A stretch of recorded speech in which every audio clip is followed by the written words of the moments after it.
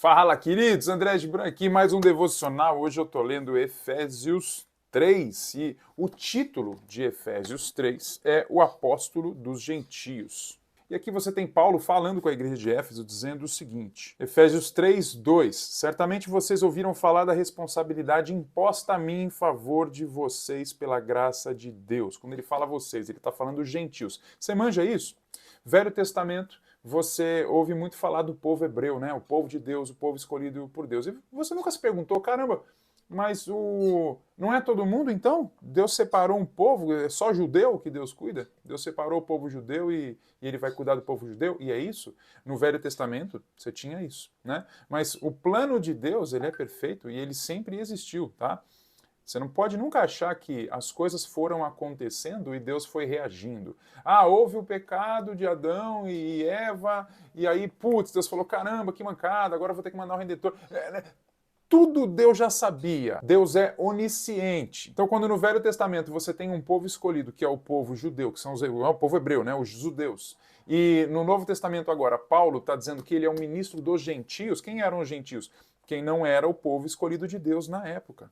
Aí você fica se sentindo assim, caramba, mas então eu não mereço, né, ser filho de Deus, eu não sou filho de Deus então? Eu me perguntava isso antes de estudar a Bíblia mais profundamente. Tem uma coisa que eu aprendi com o pastor, como é que é o nome dele? Luciano Subirá. Ele fala da macrovisão bíblica. A Bíblia não dá para você encarar um trechinho sem encarar, sem confrontar esse trechinho com o resto dela todo. Porque a Bíblia toda é importante, tudo que está nela é importante para você compreender a natureza de Deus, a natureza de Jesus. Então, quando Paulo vem, ele agora é um ministro dos gentios, ele agora vai ministrar aos nossos corações, vai falar com a gente, não está falando para o povo judeu, está falando para quem não é judeu. Isso é o cumprimento do plano de Deus de abençoar todas as nações da terra, que é algo que ele tinha falado para Abraão lá atrás no Velho Testamento. Ou seja, a gente, nós que não somos judeus, sempre estivemos nos planos de Deus. E Paulo, lá no princípio, ficou responsável por esse ministério. Em Efésios 3:6 ele diz o seguinte, significando que, mediante o evangelho, os gentios são co-herdeiros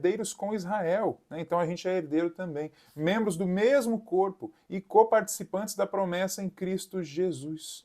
Deste evangelho me tornei ministro pelo dom da graça de Deus, a mim concedida pela operação do seu poder. Então a gente e os judeus, a gente é uma coisa só, tá bom? A gente é co-herdeiro também, a gente também é participante do evangelho, do reino, enfim. E aí eu marquei aqui o Efésios 3,16, que é uma oração que Paulo está fazendo. Ele diz o seguinte, oro para que com as suas gloriosas riquezas, ele, está falando de Deus, ele os fortaleça no íntimo de seu ser com poder, por meio de seu Espírito, para que Cristo habite no coração de vocês mediante a fé. É esse final que me chama a atenção, para que Cristo habite no coração de vocês mediante a fé. Ontem eu falei disso também. Em Efésios 2 também falava de fé. A Bíblia toda fala de fé. Fé, fé, fé, o tempo todo. Acreditar o tempo todo. Então, como que Cristo vai habitar no seu coração? Mediante a fé. Para que Cristo habite no coração de vocês mediante a fé. Está escrito isso. Fé, fé, fé, sempre. Você sabe que, para mim, Deus é vivido na prática, né? E quando a fé é tão ressaltada assim na Bíblia, eu penso que a fé nas coisas que você faz no seu dia a dia também deve ser colocada em evidência. Se você começa um projeto novo na sua vida, eu sou empreendedor, eu trabalho com marketing digital, é isso que eu faço, né, profissionalmente. Se eu coloco fé que vai dar certo, se eu acredito em mim, não, agora vai dar certo, vai funcionar, eu sei que vai, independente dos desafios que vão aparecendo, porque todo trabalho tem desafios, mas se eu coloco fé que vai dar certo, a coisa vai andar melhor. Sem dúvida. Eu consigo ir para cima com mais gana, sabe? Com mais ânimo, com mais responsabilidade também. Porque eu botei fé, não, eu vou fazer isso aqui acontecer, isso aqui vai dar certo. Eu confio na minha capacidade, eu confio no Deus que me orienta, vai dar certo. Quer dizer, a fé é a base, não só para você ter Cristo no seu coração, que é o mais que você precisa almejar na sua vida, mas quando eu falo Deus na prática, tem a ver com isso também. Quando eu estou lendo aqui, eu estou pensando aqui no reino espiritual e eu estou pensando também no reino que a gente vive aqui, né, no reino natural, porque a palavra de Deus ela não serve só para o espiritual, porque o espiritual comanda o natural. Então eu fico pensando, pô, isso aqui também no natural faz muito sentido, né? A fé é o mais importante da Bíblia, é o mais importante no reino espiritual, e a fé também é o mais importante aqui no reino natural. Vai você contratar alguém, por exemplo, se você, sei lá, você é empreendedor, tem uma equipe, está formando uma equipe, você vai contratar alguém que não tem fé no trabalho que você faz, que não curte aquilo, que fala, putz, isso aí não tem nada a ver, isso aí não vai dar certo, isso aí não vai acontecer. Sabe essa pessoa? Ah, isso não dá certo, ah, isso não vai dar, não, por causa disso, por causa não vai dar. Os não vai dar, né? A galera do não vai dar. Essa galera joga todo mundo para baixo. É triste de ver. Eles se jogam para baixo e levam todo mundo junto. Quem acreditar nesse não vai dar, acaba indo junto pro buraco. Então a fé também é a base no reino natural. E eu gostei do finalzinho de Efésios 3, que é Efésios 3:20, que Paulo fala, aquele que é capaz de fazer infinitamente mais do que tudo o que pedimos ou pensamos. E aí eu vou continuar. De acordo com o seu poder, que atua em nós. A ele seja a glória na igreja, em Cristo Jesus, por todas as gerações, para todos sempre. Amém. Mas me chama a atenção muito o começo. Aquele que é capaz de fazer infinitamente mais do que tudo o que pedimos ou pensamos. Caraca, é poder demais, né não, bicho? Será que Deus pode fazer com que eu seja curado? Tô doente. Ele é capaz de fazer infinitamente mais do que isso. Ele pode te curar e fazer de você a criatura mais saudável na face da terra. Será que Deus pode prosperar os meus caminhos, fazer a minha empresa dar certo, fazer com que as minhas finanças se equilibrem? Ele pode fazer infinitamente mais do que tudo aquilo que você pede ou pensa. André, por que eu não estou prosperando? Estou pensando aqui, André, dificuldade financeira, por que eu não estou prosperando financeiramente ainda? Aí o negócio é mais embaixo.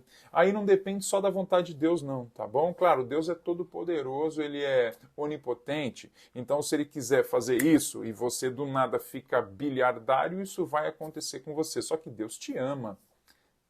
E será que isso faria bem para você? Deus sabe de todas as coisas, você não.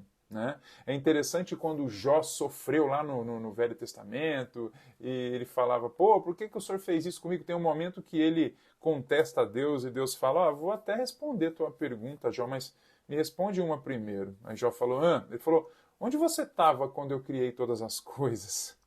Tipo assim, eu sei muito mais, né? Fica na tua e confia, você tem que ter fé, eu sei muito mais. Então, se você não tem prosperado financeiramente, se as coisas não têm acontecido, tá te faltando aprender alguma coisa, tá te faltando de repente um contato maior com Deus, para que você aí sim aprenda alguma coisa. É o melhor aprendizado, a sabedoria tá aqui, ó.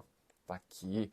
Quando eu era novo, eu era viciado em ler muito livro de autoajuda. Aliás, eu tenho muito livro ainda, tenho uma estante cheia de... Eu gosto muito, mas depois eu fui ver que, de uma maneira ou de outra, estava tudo aqui dentro já. Falei, caraca, vários princípios que eu conhecia por ler autoajuda, por ser viciado nisso, porque eu era um moleque muito tímido na adolescência, isso me incomodava, então eu comecei a estudar relacionamento, pessoas, e tá tudo ali. Tá tudo ali, para olhos atentos você descobre tudo ali. É que recentemente surgiu a Bíblia NVI, né, nova versão internacional, tem a Bíblia na linguagem de hoje, mas antigamente tinha mais aqueles textos da Almeida mesmo, e era meio difícil, principalmente uma pessoa mais jovem, adolescente, né, 16 anos, para ler aquilo, era muito difícil, era muito complicado, então isso afastava um pouco. Com a NVI, eu já acho uma versão muito boa. Mas é isso, queridos. O devocional é Efésios 3. Eu vou começar a entrar em um monte de assunto, amanhã a gente fala mais, tá bom? Senão eu vou ficar aqui até amanhã falando de palavra de Deus, um assunto puxa o outro e é gostoso, enfim, é isso. Amanhã tem mais, um grande abraço e até lá.